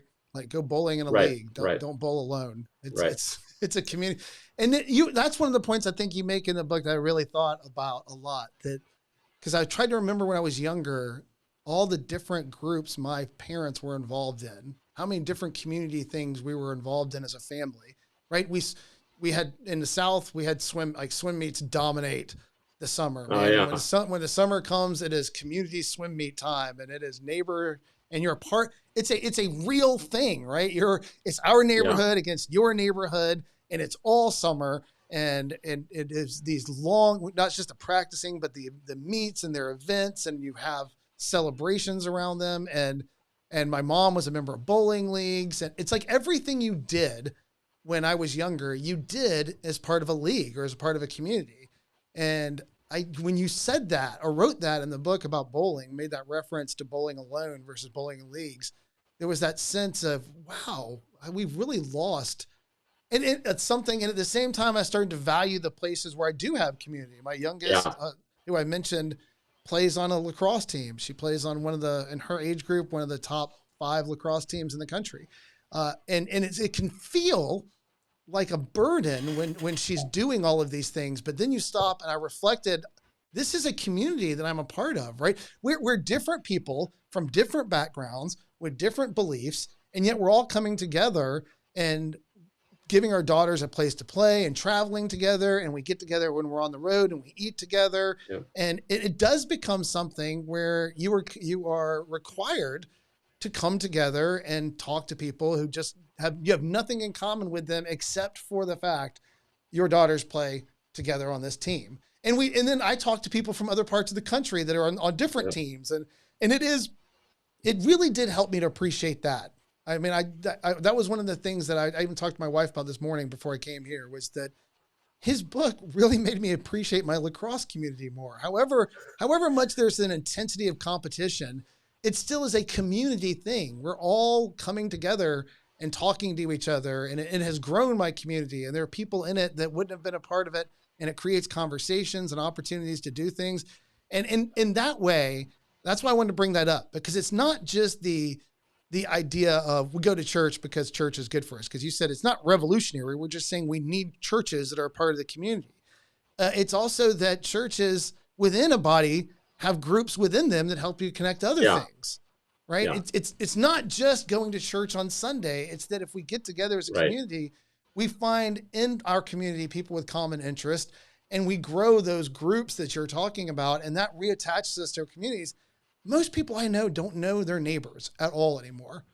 I mean, they have no idea who their neighbors are for the most part. COVID changed that a little bit. I remember when my wife and I would start walking around the neighborhood every night during Yeah. when COVID lockdown started.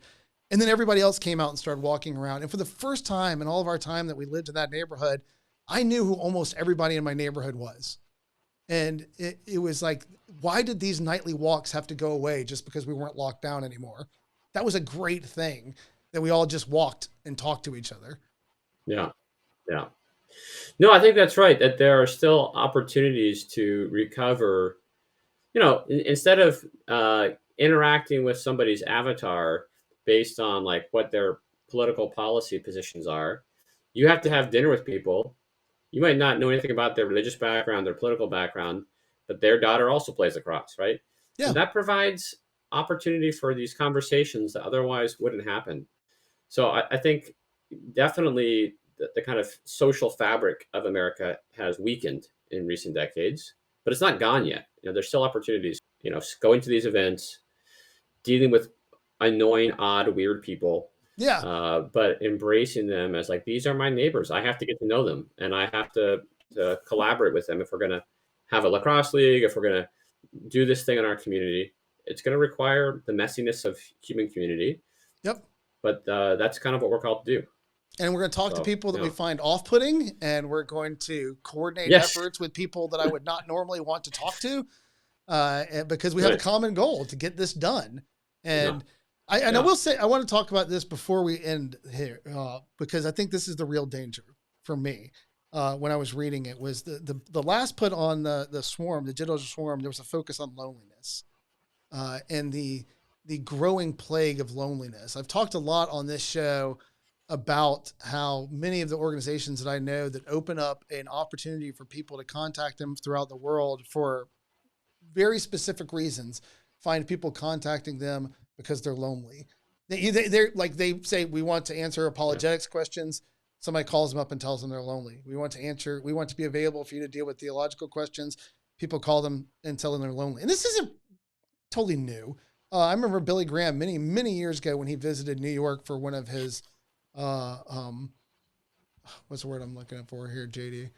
Crusades. That's right. Thank you. We both got there at the same time. So Billy Graham on his crusade in New York, I remember him mentioning New York is a city of 8 million people, and it's the loneliest city I've ever been to. That there are more people here than anywhere I've ever been, and everyone's lonely. Everyone is suffering from loneliness. And so it's not just that the digital swarm is dangerous. It's that without real, genuine community, you are left alone in this world. And my kids tell me, during COVID and after, when I would talk to my kids about their generation, say how many of their friends are struggling with depression? It's alarming. Yeah. The number of young people that are struggling, deep depression, not just blues, not just not happy, but deeply depressed and dysfunctional people, because they just can't process the world that they live in, and they feel alone. They feel like they're the only one going through. There was an interesting, I'll turn it over to you in a second. I just heard actually a discussion about this. I believe it was in South Korea, where they were talking about these people, these young people who have just given up on society, and they have to have a focus on getting them to come out and realize that they're not alone in their despair. And just even that, if they have housing where they'll bring these South Korean youth in and they'll say, live in this housing with us. And when you live here, you'll realize you're not alone in your despair. And that helps to bring them out of it, so that there is a despairing quality that is driven by this as well.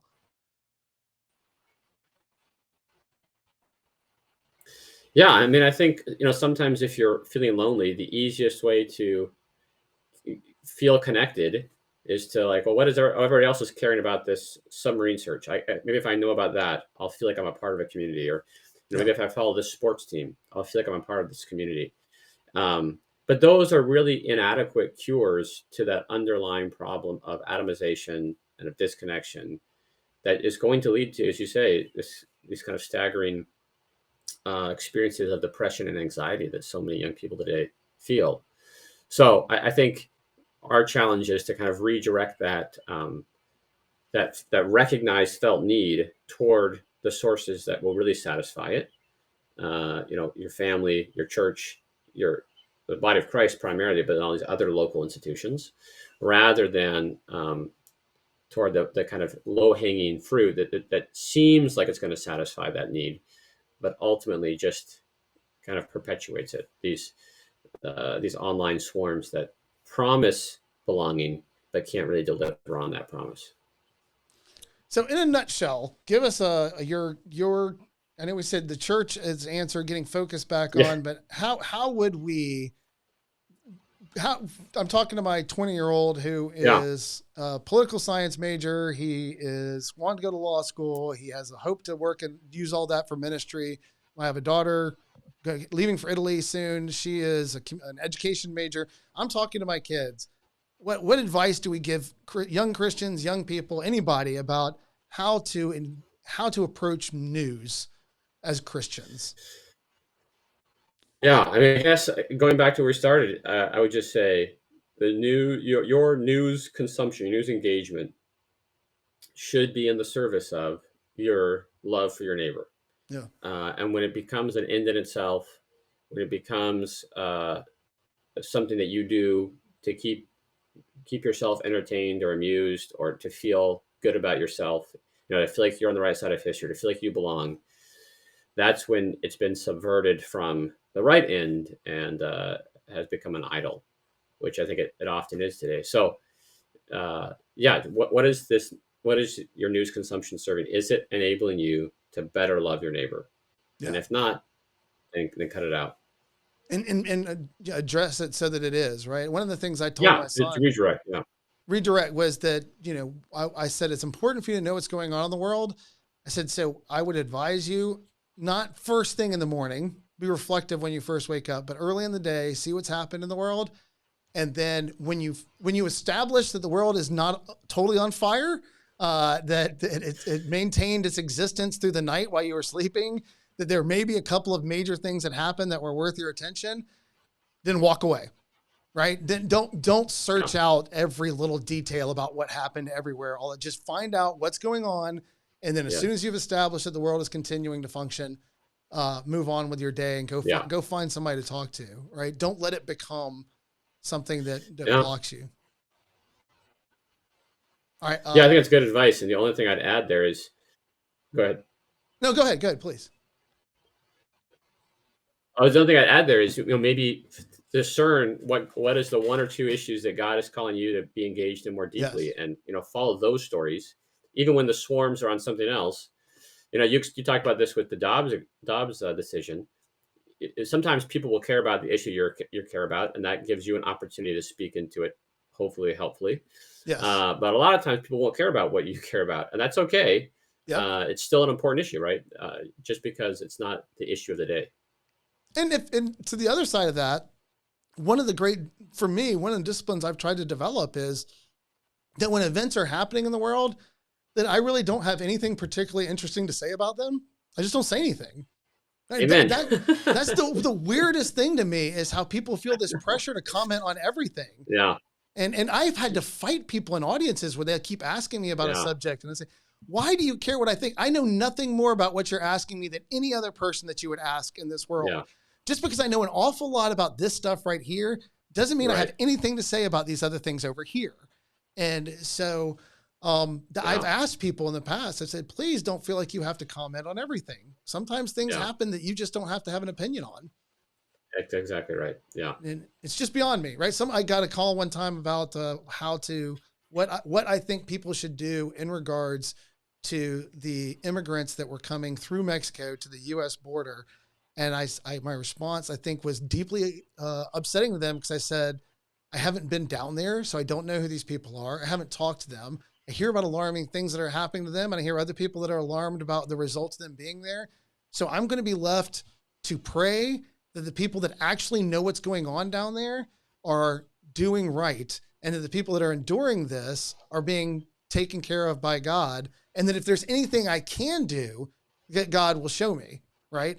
But I just can't, and I don't know how to respond to something that I don't know anything about more than the headlines that have come through and this crazy amount of outrage that a bunch of my friends on Facebook feel about it, because I just don't know enough to react to anything yet.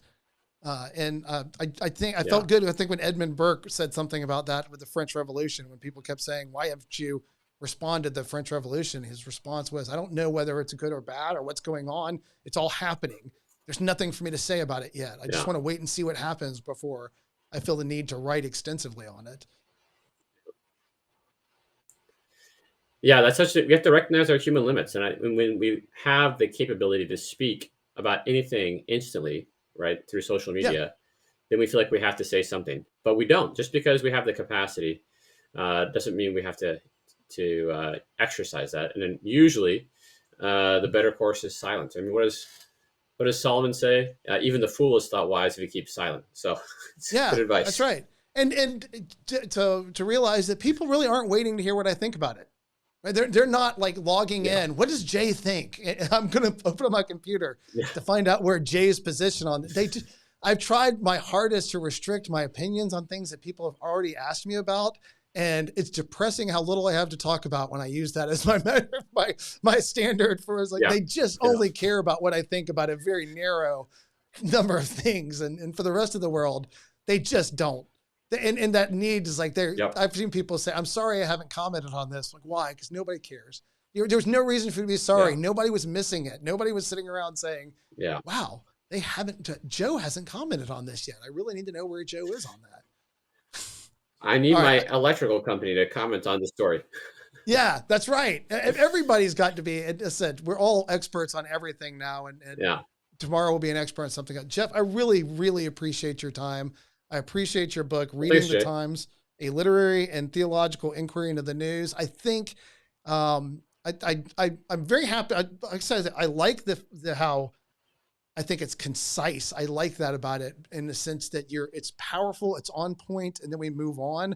What I mean by that is that sometimes when academics write books, it's hard to give them to people because they say exactly what they meant and everything interesting happened really early in the book. And then we've got pages and pages and pages of them restating themselves. And that's what I loved about this book. It was sharp. It was insightful. It taught me things that I didn't know. It helped me to think about things in a new way and to really consider what I think is an incredibly important issue. How are we interacting with the news, and how do we understand what we are in the midst of the kind of news that we're dealing with? But it did it in a way that as soon as I was done, I immediately wanted to give to other people and say, just read this and think about it, right? It's grist for the mill, man. We need to be seriously reflecting on how we approach news as Christians and as human beings in this world, because as we repeatedly said, the end of this is to love God and to love our neighbor as ourselves. And I'm convinced that our current relationship with the news hinders that far more than it helps. Yeah. Well, thanks very much. I enjoyed the conversation. Absolutely. Anytime. And have a great day, man. Thank you for joining us for this episode of Human Things Podcast. As always, if you like the material that we're producing, you can go to merelyhumanministries.org and contribute to our cause. We are going to lining up more guests, lining up more subject matters, more episodes, more weird animal facts. And next episode, we are going to be talking about, just so that in addition to any guests I can line up, we're going to start addressing in short and brief as possible, weird pro-life, pro-choice argument analogies. Man, if you know anything about the philosophical argument about the pro-life position and the pro-choice position, it is weird analogies are everywhere. And so let's just break some of them out, whether or not there's like oysters who turn into fully sentient beings when they're moved to Mars, or cats who become intelligent when given a certain shot, or even one of my favorites, Henry Fonda's cooling hands. We're going to talk about weird analogies, and that's going to become a regular segment on the show. Thank you.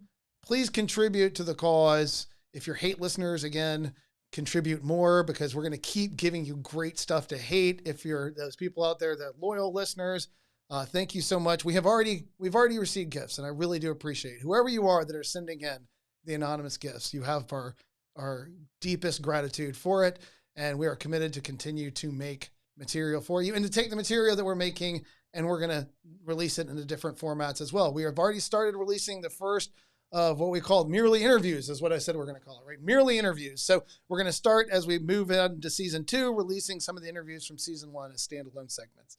Thank you very much. Have a great day. We look forward to seeing you next time.